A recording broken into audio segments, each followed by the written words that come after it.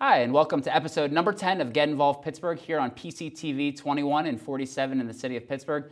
Thanks so much for tuning in. My name is Tom Baker, and I'm proud to be your host. I hope that you enjoy our show. Some tremendous guests that are going to be on our show representing a wide array of organizations here in the community that you can get involved with and give back. I'm a true believer that there's always something for us to do here in the city, ways to connect with other organizations to make a difference, something that my wife and I believe very strongly in. We love staying busy in the city and find no reason to leave, and just love staying active here in the Pittsburgh region. So again, just thank you for tuning in. Thanks to the whole staff at PCTV for all their help with Get Involved Pittsburgh over the years.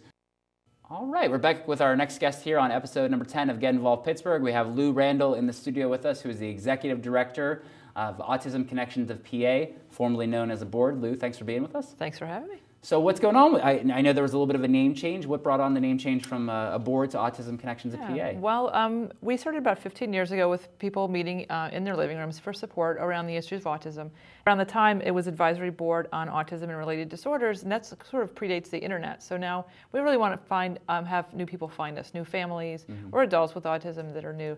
And just through Google searching and that kind of thing, we wanted to have a name that spoke about more of what we do. So Autism Connection of PA. We really try to help people connect to us for support. Most of our staff has people with autism in their family. We have support groups throughout the region. We've got an 800 book lending library. So all those things need to connect people to, and we connect professionals to licensing credentials through our conferences and things. Wow. So we're not really a center, and we don't do services per se, but we kind of take care of everything else possible all the around resources. Autism. Right, and so we really wanted to say that. Yep. So I brought you little gifts. We don't have these yet. This will be your personal Tom Baker bumper sticker. All right, very good. We got the board's Autism Connection of PA. Yep. We are grassroots. We don't have fancy things yet. So all right, excellent. Well, thank you. That's great. No so, excellent. Tell us a little bit about your career, though. How did you end up working in this sector, and what kind of landed with a board and now Autism Connections PA? Well, originally, I was actually in art school. Okay. And I did some graphic design, and I got around more into art education. I found a lot of kids in my classrooms, and I'm working in dark rooms with kids, had special needs, because at the time they called it mainstreaming, now we call it inclusion. They're there, and I didn't have any adequate training to work with them, and I didn't feel right just going into that career, not knowing what I was doing. Continued into rehabilitation counseling, got really interested in the brain, and worked with people originally with MS, head injury, cord injury, and then about 16 years ago moved to Pittsburgh and started working with people in their homes through wraparound. And kids with autism at the time probably weren't quite diagnosed, but had these kids and just fell in love with just how they think, and the whole culture of autism is really interesting to me. So just stuck with it, started training teachers. The more you find out about brain research, the more I can show people that autism is real, because at the time, maybe 10 years ago even, people would still blame the parents, which is completely the wrong thing to do. It's a neurological disorder. So through training advocacy, just wound up in this job I have today. I'm really, really lucky to have my job. Yeah. I love, my staff is amazing. They're this amazing team of people that we're very laterally kind of balanced. We don't have, I consider myself a boss, even though I'm executive director. I'm uncomfortable with that. Well, but that's actually a good point, Lou, too. What does an executive director do? What are some of the duties or responsibilities of an executive director of a nonprofit for people maybe out there that are watching in college and grad school and their young professional lives and saying, like, I might aspire to be an executive director someday. Right. What do you do as an ED? Well, I think we're not a large nonprofit per se, so I like that about my job. It's getting out, getting the message out there is really important about your mission and your purpose. I think also around that, I do like to teach and train. I can do that. I'm lucky with my job. I get to teach about the cause and what that is. So at some level, there's about maybe 20% of what I do is around fundraising, because we've got to have money for the mission. Yeah. It's impossible not to do that.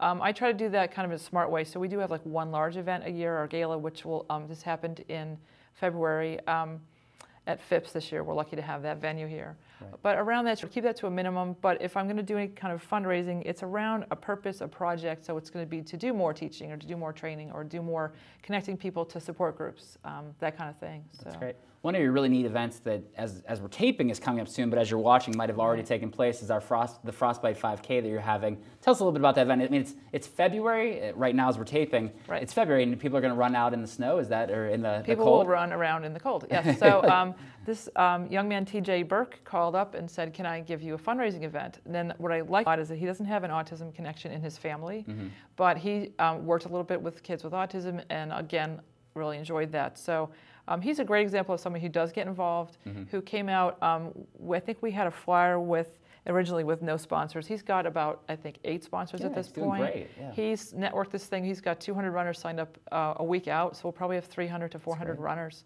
in North Park. We'll have had by the time this airs. So he's just been really dynamic and a lot of fun to work with. The other thing I think it shows too with TJ's story, if you come to an organization, you have an idea, you're willing to put your sweat equity in and do the work. The organization's going to back you. They're going to help you if it's a good idea and it's going to happen. But that you really have to do a lot of the work yourself, which is such a good model of a volunteer. You know, you have to be willing to do. You can't just come to an organization with an idea and say, okay, go do it. He's actually put the time into it, which is great. Put a lot of time into it, yeah. That's great. So tell us a little bit about, you know, people watching at home that might not have a full understanding of what autism is. How do you describe it? It really is a connectivity problem in the brain. So a person might have a super high IQ, but maybe you can only find words, and it takes a little longer to find that word. But to multitask in the brain is very difficult. So they can have high interest areas, high intelligence areas, but not be able to coordinate all that. And even if you think about to find a word, to put the word in a sentence, to get it through all these different joints in your arm and your hand, that's multitasking to the nth degree. And so just people are judged very, I think, they're judged too low. They're judged too harshly if they have autism, that there's a lot going on in there that's very positive and very relatable to us, but they just can't express the hard time understanding where we're coming from too. Yeah. So if a parent's watching at home and they're not sure, you know, they have children, they have people in their family, they're not sure, what is the next step that you take in that scenario? If you're not sure if somebody might have autism? I would really call us. We always send out a tailored brochure. Our phone number is 412-781-4116, or our website's autismofpa.org. Autismofpa.org, okay. Right, and so when we send things out, we've got a checklist of about 30 things that I would just take that, circle the things, take that to your doctor. It's too hard in the 15-minute visit. Right. Something's off, something's different. Because it's easy for sometimes people to say, well, he's a boy, he'll do that later, or you're an older parent, of course they're not going to talk as much, or whatever. There's a lot of ways that we can kind of diminish that, but go through the checklist, circle the things, give it to your relatives, your teachers, or whomever, or if it's about yourself. We have a lot of adults that call us and think, I've always felt different, I think this is what it is. We'd be more than happy to talk you through that, to help you with that, to send you the people that can help you figure out, and then get support. That's great. What are some things coming up for Autism Connection? Some things in 2012, or maybe some personal goals for Lou Randall? Which they kind of mix together, I think. So I think our goal always is, and my staff included, that's Marie, Jen, and Rebecca, are to meet 200, 300, 400 new families this year, to increase people in our support groups, to have people come out and visit us, come see our library. 800 books is a lot of books about one topic. Where are you located? What part of the region? We're in Etna, like 5 minutes from the zoo. So it's really pretty easy to get to. People aren't always sure where that is, but easy to get to, free parking. You know, we're not downtown. Free parking is good. Yeah, free parking is good. Coffee ahead, we'll make tea. It's fine.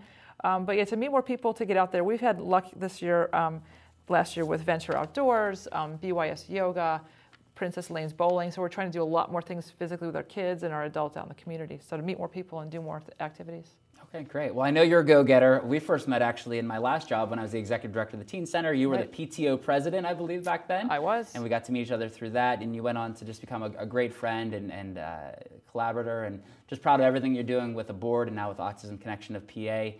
Keep up the good work. Keep fighting the good fight. I know that you're an advocate for what you believe in, fighting strong for all of everyone that's dealing with autism. So thanks, Lou, for all of your work. Thank you so thanks much for being on the show today. Great time. Okay. Thanks. All right. That was Lou Randall. Our final guest today is going to be Dawn Melling from the Commonwealth Foundation. We'll be back with Dawn in just a second.